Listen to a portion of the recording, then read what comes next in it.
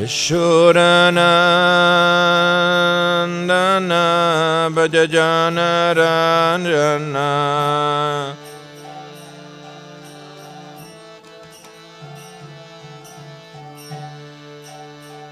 Janardana bhaja Janardana.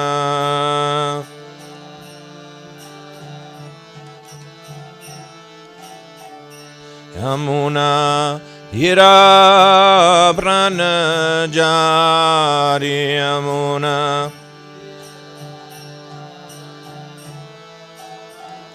Yamuna hira pranajari.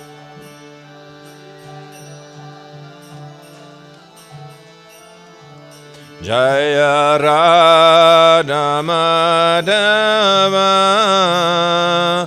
Jaya Kunja Bihari.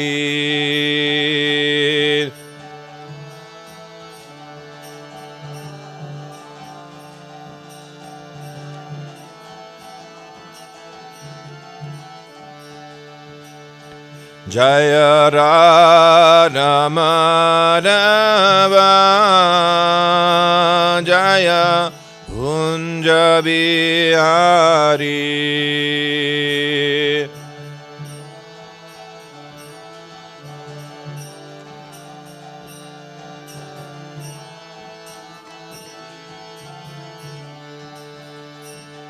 Jaya Gopi Dhanavallabha Jaya Kunja Bihari. Jaya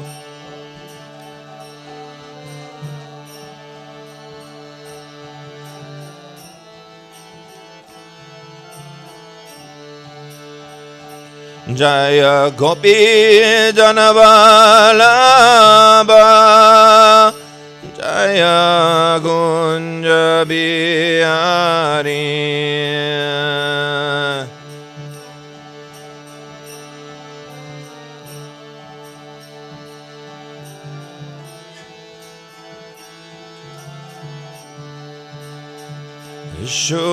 Janardana bhaja Janardana.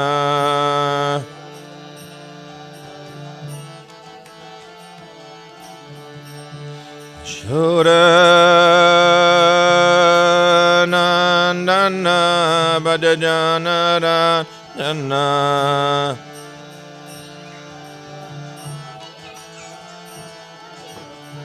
Yamuna hira pranachari Yamuna.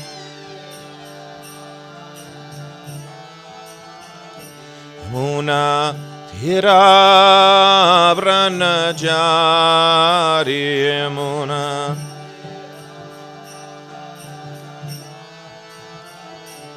Jaya Radha Madhava Jaya Kunja Bihari.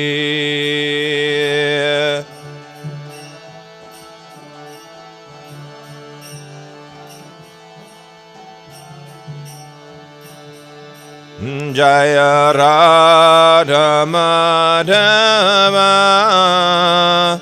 Jaya Kunja Bihari.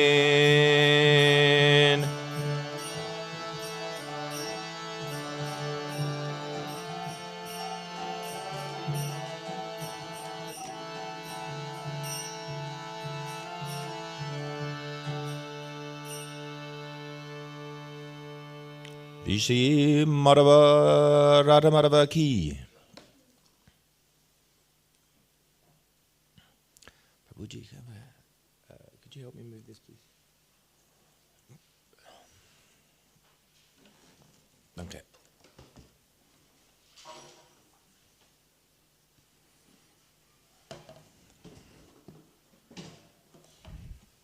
So, reading from Bhagavad Gita, chapter 14, text 3.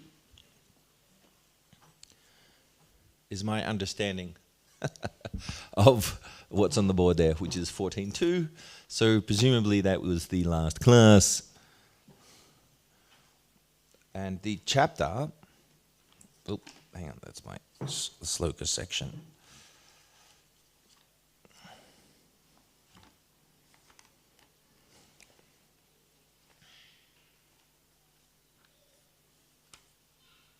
Chapter entitled The Three Modes of Material Nature.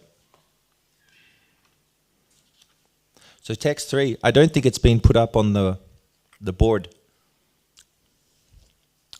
Nope.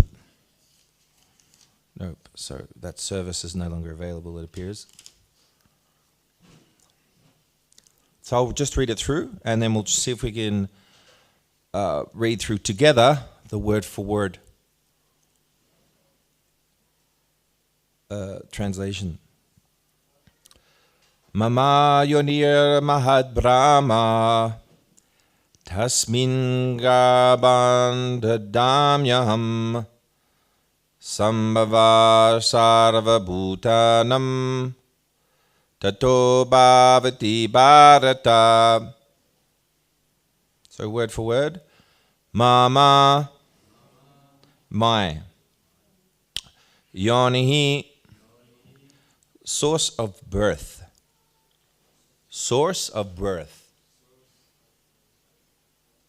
Quella von Geburt, oder? Quella der Geburt. Okay, very good. Mahat, the total material existence. Brahma, supreme. Tasmin, in that. Garbham, pregnancy. Tadami, create. I. Sambhava, possibility. Sarvabhutanam, of all living entities. Tataha, thereafter. Bhavati, becomes. Say good. Bharata, O son of Bharata. Translation and purport by His Divine Grace, A.C. Bhaktivedanta Swami Prabhupada. Translation. So I'll try to go a little slower today, yeah? It's better for the hearing? I'll try. Let me know if I'm going too fast, okay? Everyone understand English? Okay, because if not, you're at the wrong class. So today we're doing in English. Translation. The total material substance called Brahman is the source of birth. And it is that Brahman that I impregnate, making possible the births of all living beings, O son of Bharata. So please repeat. The total material substance called Brahman is the source of birth. And it is that Brahman that I impregnate, making possible the births of all living beings, O son of Bharata. Purport. This is an explanation of the world. Everything that takes place is due to the combination of Kshetra and Kshetrajna, the body and the spirit soul. This combination of material nature and the living entity is made possible by the Supreme God Himself. The Mahat Tattva is the total cause of the total cosmic manifestation. And because in the total substance of the total cosmic is the total cause of the total cosmic manifestation. And because in the total substance of the material cause, There are three modes of material nature. It is sometimes called Brahman. The Supreme Personality impregnates the total substance, and thus innumerable universes become possible.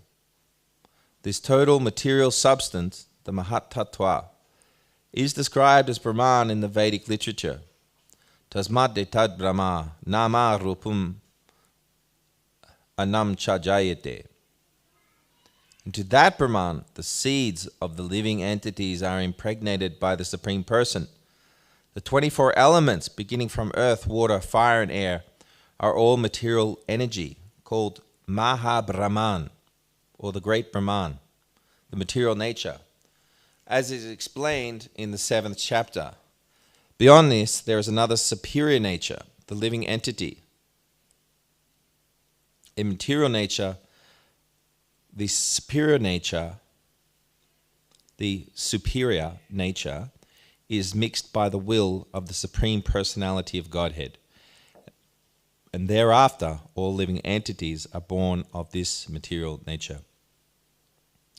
The scorpion lays its eggs in piles of rice, and sometimes it is said that the scorpion is born out of rice. But the rice is not the cause of the scorpion. The scorpion is born out of the rice. Actually, the eggs were laid by the mother. Similarly, material nature is not the cause of the birth of the living entities. The seed is given by the Supreme Personality of Godhead, and they only seem to come out as products of material nature. Thus, every living entity, according to his past activities, has a different body created by this material nature, and the entity can enjoy or suffer according to his past deeds. The Lord is the cause of all the manifestations of the living entities in this material world.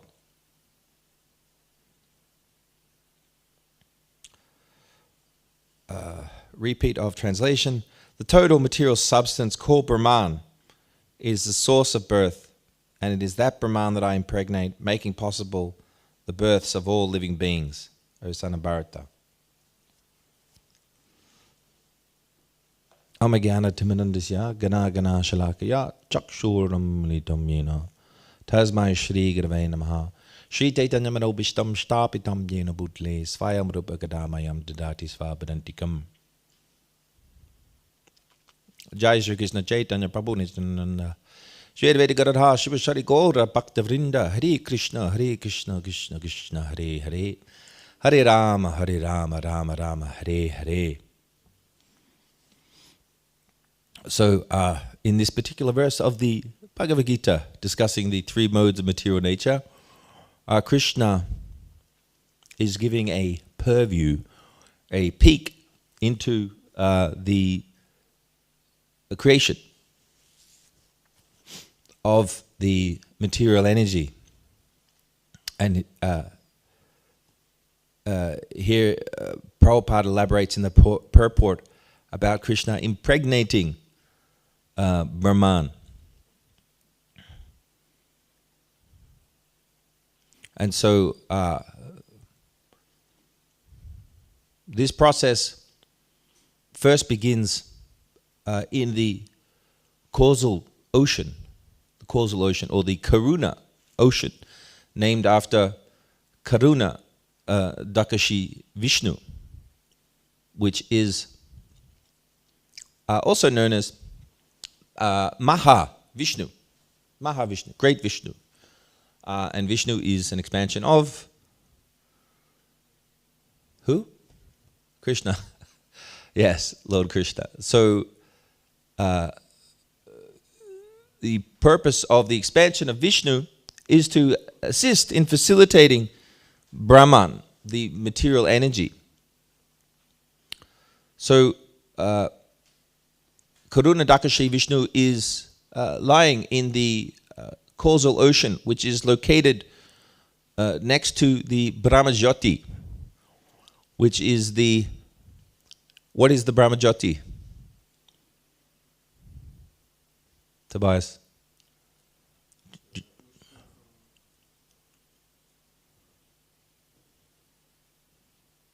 No, pass? What's the Brahma Jyoti? Bashar. Correct. So this is the spiritual effulgence. Is it personal or impersonal? Bashar. Impersonal. Yeah, so this is the impersonal effulgence of Krishna. So next to that is located the causal ocean. And that is occupied by Mahavishnu, who is lying on this ocean. And from the pores, from the skin holes of Mahavishnu is the bubbles of the different universes that are coming out of the pores. These universes, it's such an incredible period of time that the whole creation and annihilation process is happening within the inhalation, the breathing in of Mahavishnu, and the exhalation, the breathing out of Mahavishnu. And so within this time period, the universes are being created from the pores of Mahavishnu, and they're being destroyed in this time period. So incalculable periods of time. But this is relative to the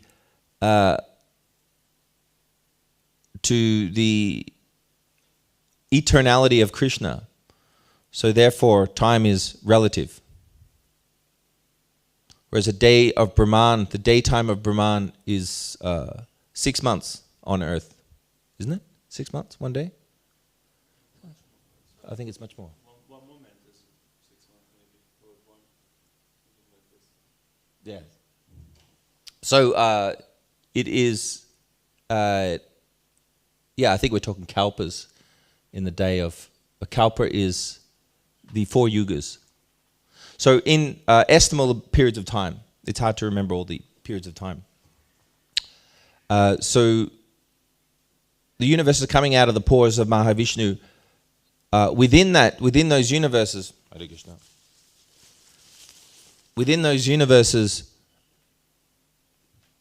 Garbhodakashi Vishnu is then occupying.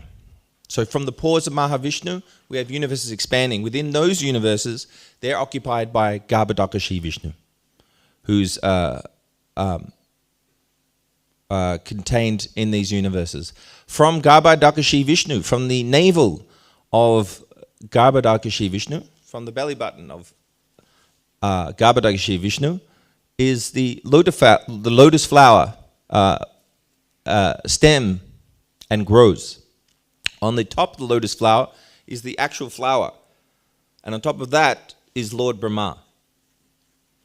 Within the stem of the lotus flower, what's stem in German? Stängel? So within the stem, the planetary systems are located. So it's a very unusual creation and use of space, but this is as described in the Srimad Bhagavatam. So from that, so this is all setting the stage for the actual creation of the material energy, and from that, Lord Brahma is then creating within the stem of the universe the material creation. Not material creation, the planetary systems. So for this universe. So each universe is like that. And it's described within the material universe that there are so many that it's like a mustard seed within a huge bag of mustard seeds. Haribol.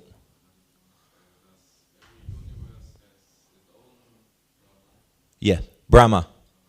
Lord Brahma, yes. And every universe has its own Garbhodakashi Vishnu. Yes, and it's this. How do you call it bubble in Sanskrit? I don't know that. I don't know that. But there's different layers of different elements that on the edge of the universe, there's different layers and different elements. And at the bottom of the bubble, there's a causal ocean. So on that Garbhodakashiya is resting.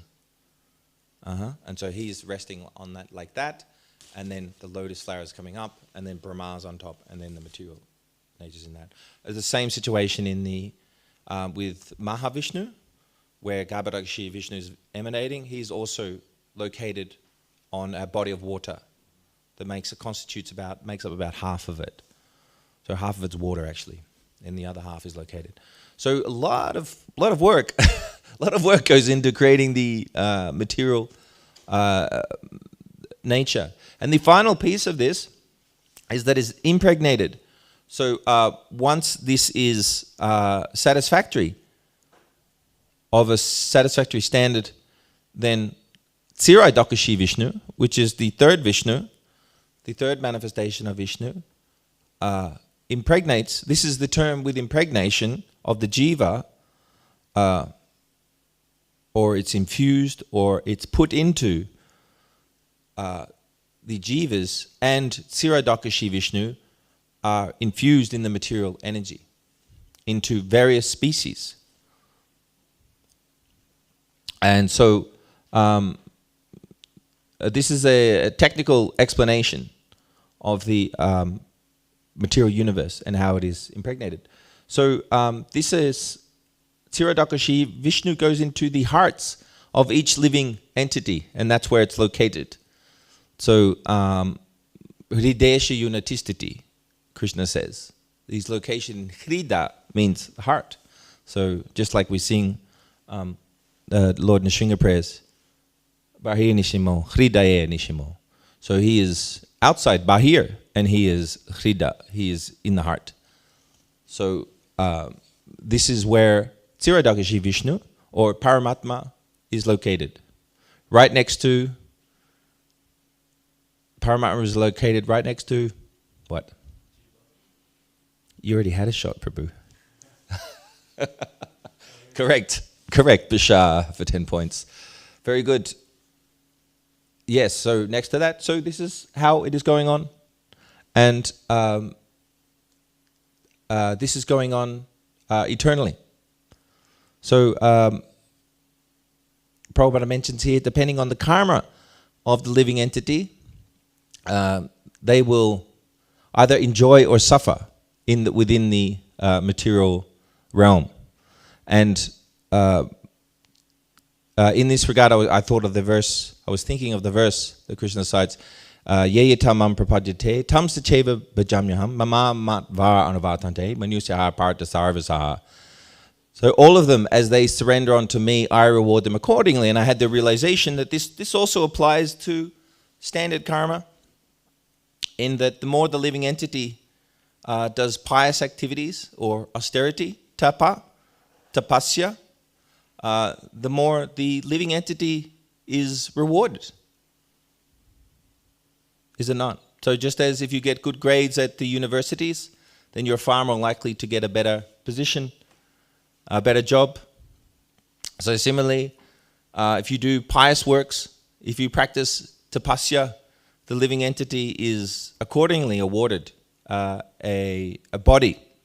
And the body has a huge impact, does it not, on how one enjoys in the material realm.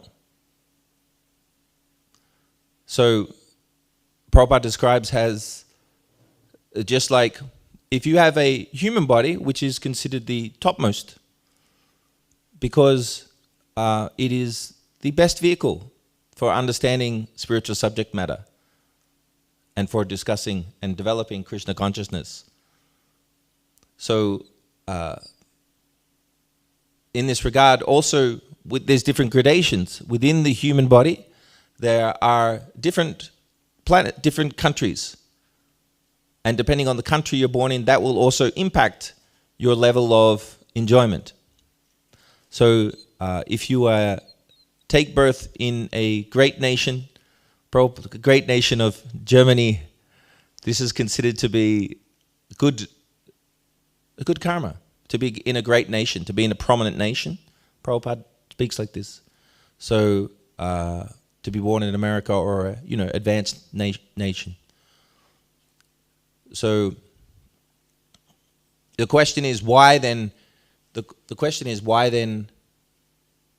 I was thinking the other day. Why is it good if Prabhupada, if Krishna says prapya punya kritam lokan, that the unsuccessful yogi after enjoying in the upper planetary systems then takes birth in a pious and aristocratic family or a wealthy family of rich merchants. So why would that be good if that's going to pull you away from Krishna consciousness? If having wealth is a stumbling block for spiritual advancement, why is this good? Prabhu, I'm asking a question. Why do you think this is?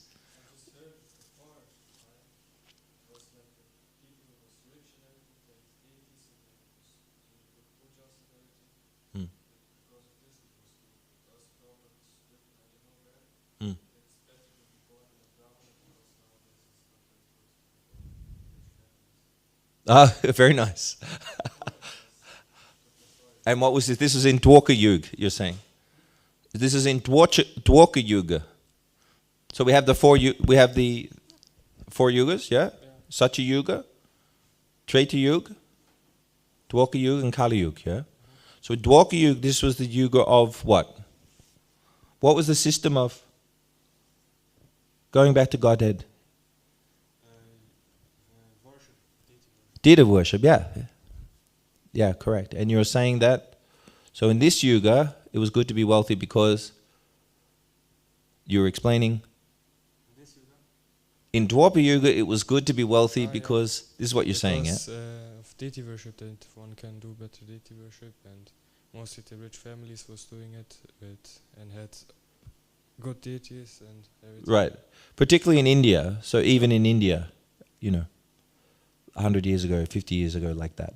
Yeah. And Prabhupada was saying in this connection that it was uncommon. 100 years ago, it was uncommon that any gentleman would be drinking alcohol. That was not really heard of.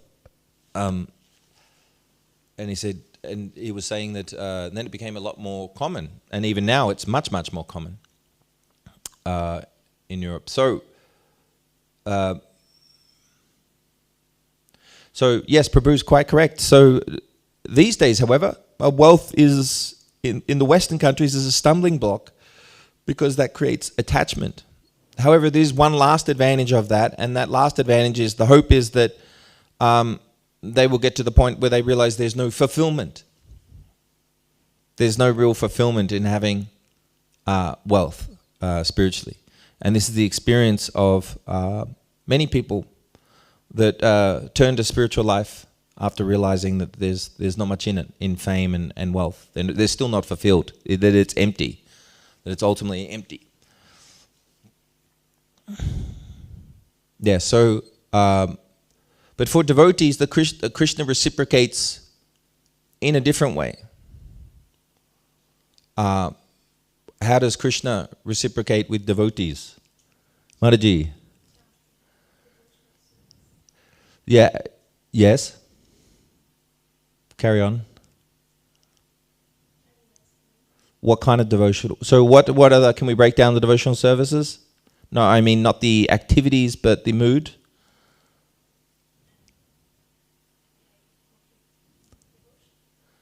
Like the rasas. No, I was trying to get on to the rasas. So what are the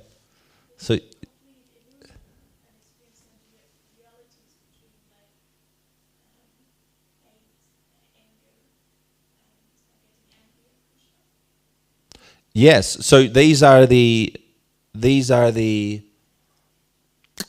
talking about the 7 indirect rasas, I think. 7 indirect rasas, I think you're talking about. And what are the 5 principal rasas? Please, over to you. Amrita Devidasi. No, the 5 rasas. So what are the 5 potential relationships we can have with Krishna? Mm-hmm. What's the and the Sanskrit?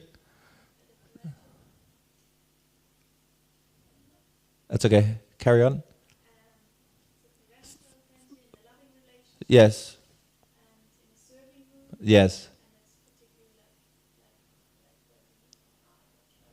Yes.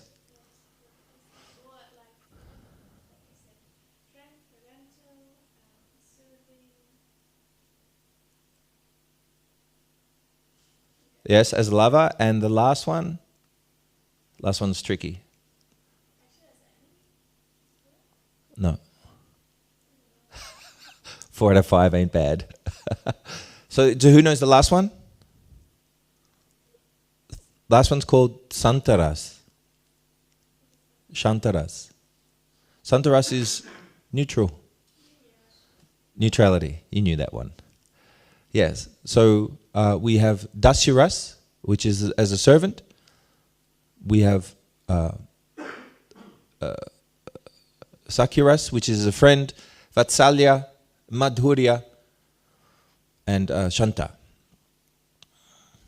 So this is, and then on top of that, there are different emotions, which you alluded to before, which are 7 different emotions, which are actually all compatible. They have compatible and incompatible with these different rasas. So it gets very advanced. It gets extremely personal, very, very personal.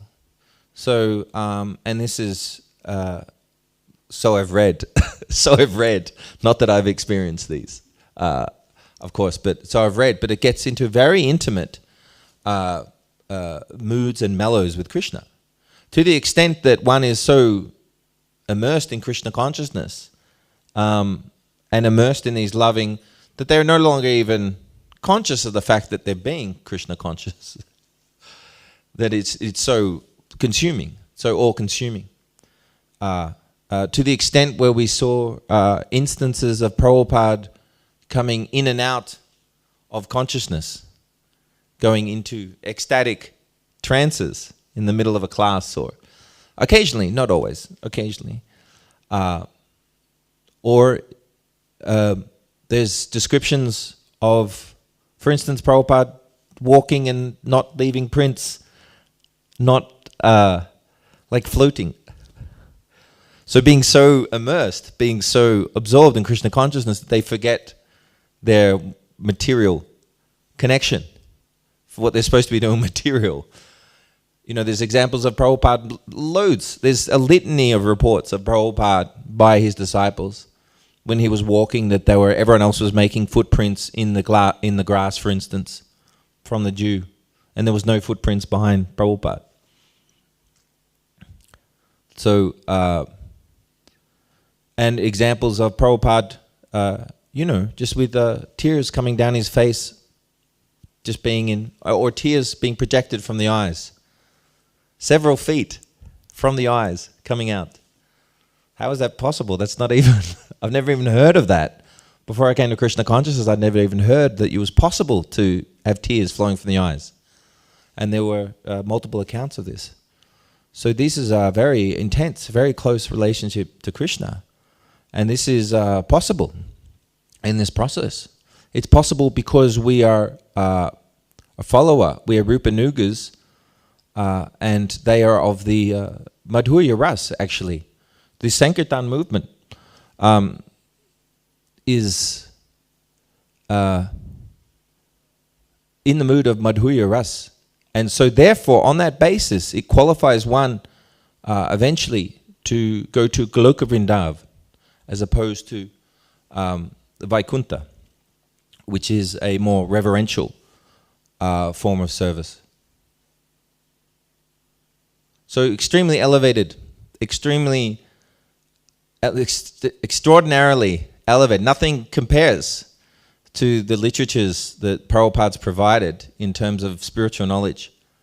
And so that is his role as we get to the last point, and that is that he is the guru, is the and Acharya is the external manifestation of Krishna. So this is how one gets back to Godhead. Because if Krishna is just located in the heart as Paramatma, then that's not very much help if one is not an advanced yogi. who can connect with Paramatma in deep samadhi. So how does one get in contact with Krishna? Well, he gets in Krishna through the bona fide representative of Krishna, the Guru. So therefore, Prabhupada says that the most important sloka in Bhagavad Gita is Tadvadi Pranipatena Pariprasyena Seveya Upadekshanti Te Jnanam Jnaninas Tatvadashana. Just try to attain the proof by approaching a bona fide spiritual master, inquire from him submissively, and render service unto him. The self-realized souls can direct you towards Krishna because they have seen the truth. Tadvadi Pranipatena. Janinas, Tattva Darshana. Darshana means seeing. So they have seen the truth. They're constantly seeing the truth. And this is the external manifestation which we as impregnated, conditioned souls in this material world need to refer to and serve. And in this way we can get out of this material manifestation. So it's such extraordinary knowledge. It's such powerful knowledge. I mean, you think about your family members and they talk about your Krishna consciousness a little uncomfortably, and they're just not even aware. They're not even, they're oblivious to the idea. Generally speaking, they're oblivious to the idea that they are actually also caught up in this samsara dava, nanalitya loka. They're also caught in this. And because of illusion and ignorance, they're trying to convince you to get out of it, because they're threatened by this idea that you will know more than them.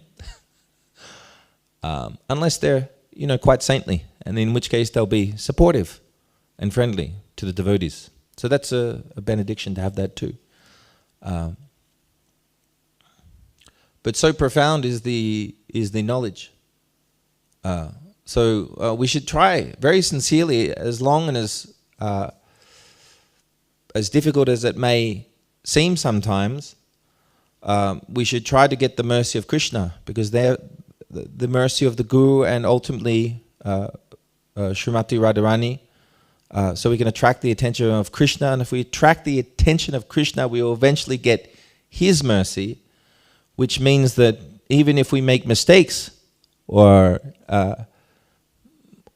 try to forget him, then he won't allow that to happen. The Krishna will manipulate their life in such a way that they must come back to Krishna. And so this is the highest. And if one can get to the level of Madhyamadikari, I mean, it's not that far away. If we get to the level of Madhyamadikari, of the intermediate level, that means we shall never fall down. And this is described as the greatest fortune, the greatest luck, is to be a devotee who is at the level of Madhyamadikari. That means there's no longer birth and death. They are already on the path. They are already going back.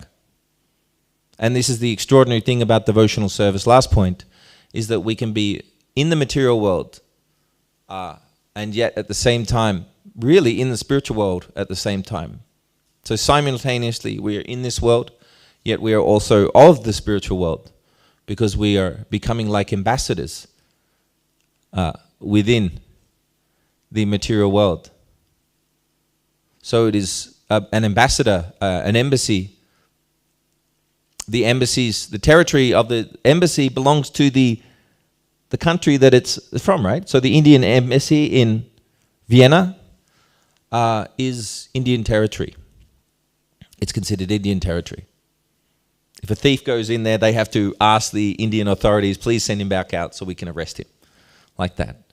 So similarly, the ambassador he may be in Austria, in Vienna, doing a speech or whatever, but really everyone's aware that, oh, actually he's from India. He's just here in his capacity as an ambassador. So similarly, devotees become ambassadors from the spiritual world.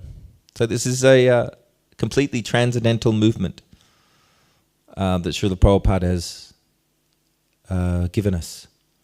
So we should act accordingly as good ambassadors. Hare Krishna.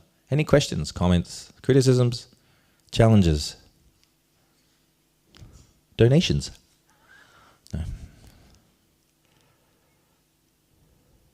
Prabhuji? You got nothing?